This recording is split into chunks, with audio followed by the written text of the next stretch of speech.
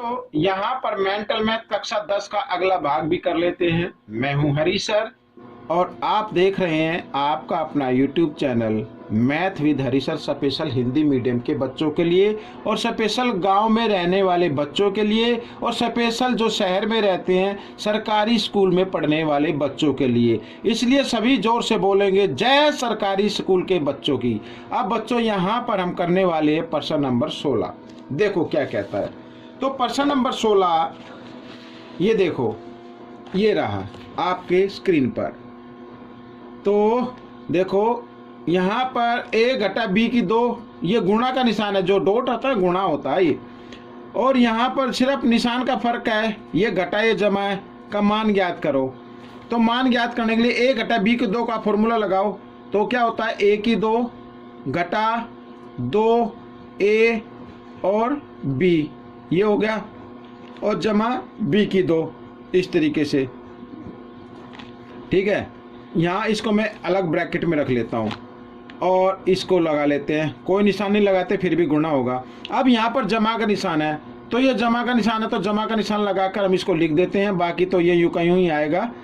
तो ज़्यादा time waste नहीं करना है और आपको भी ऐसे थोड़ा सा कर लेना है। ये देखो यहाँ पर, ठीक है, आइए कर लेते हैं। अब वर्गमूल 7 को 2 बार गुणा करें 7, 2 वर्गमूल 7 को 9 के साथ 7 × 63 होता है, ये लिख दिया मैंने।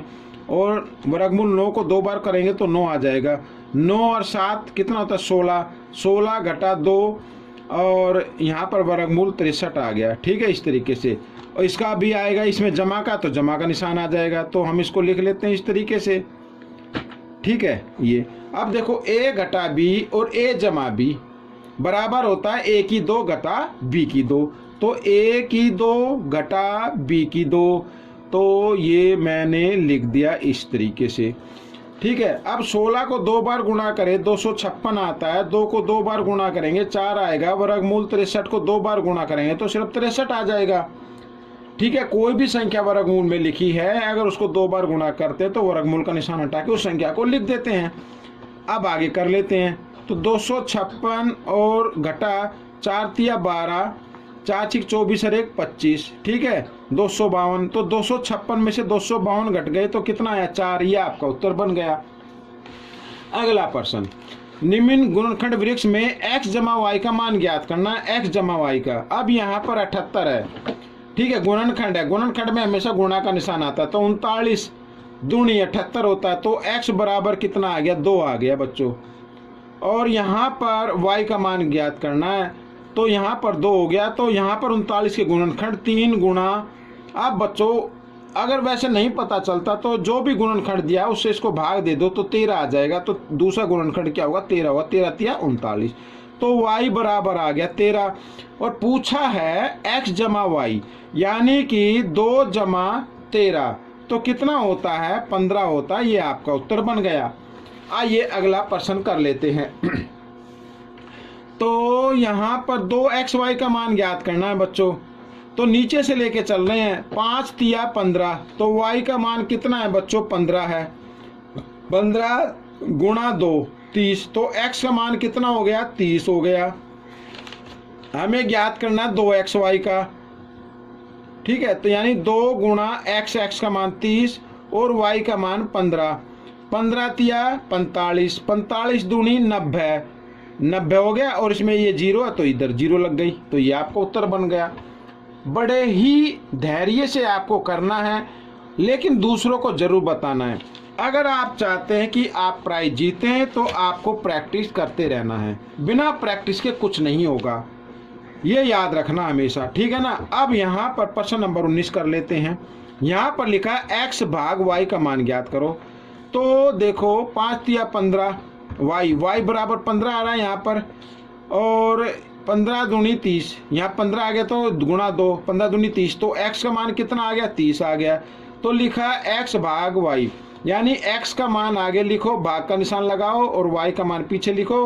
15 दूनी 30, तो ये 2 आपका उत्तर बन गया।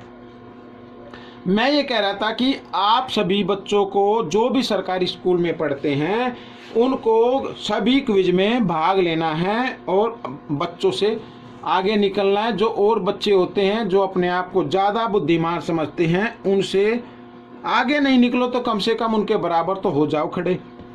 अब यहाँ पर देखो 7560 बराबर, ये इसका मतलब ये इसका गुणनखंड है। तो n जमा q का मान ज्ञात करना है। n जमा q या 3 की घात n, और ये q रहा। तो करना क्या है, तो 7560 के आप गुणनखंड कर लीजिए, आपको पता लग जाएगा 2 से। यहाँ पर 2 तिया 6, 2 सत्ते 14, 2 अट्ठे 16, 0 यूँ की यूँ, फिर 2 से कर लेते हैं। 2 एकम 2, ठीक है, और 2 अट्ठे 16, 2 नीम 18, 0 यूँ की यूँ, फिर 2 से, 2 नीम 18, ठीक है, 2 चौक 8, 2 पंजे 10। अब 2 से तो ये होगा नहीं, 3 से कर लेते हैं। 3 तिया 9, ठीक है, 3 एकम 3 और 3 पंजे 15, ये हो गया। फिर 3 से कर लेते हैं, 3 से, 3 एकम 3, आगे 1 है 0, 1 पे तो पाड़ा नहीं चलता इसलिए 0 लगा के दोनों के ले लेंगे। 3 पंजे 15, फिर 3 से लेंगे, 3 तिया 9 और 3 पंजे 15। अब ये 3 से नहीं होगा, 5 से होगा, तो 5 सत्ते 35 और फिर हो गया 7 से। यानी कि हमने जो गुणनखंड किए 7560 के, वो आ गए। 2 कितनी बार आया, 3 बार, तो 2 की घात 3 लगा दो। 3 कितनी बार आया, 3 बार आया, तो 3 की घात 3 लगा दो। 5 कितनी बार आया, 1 बार आया है, तो 5 की घात 1 लगा दो। 7 भी 1 बार है, तो 7 की घात 1 लगा दो।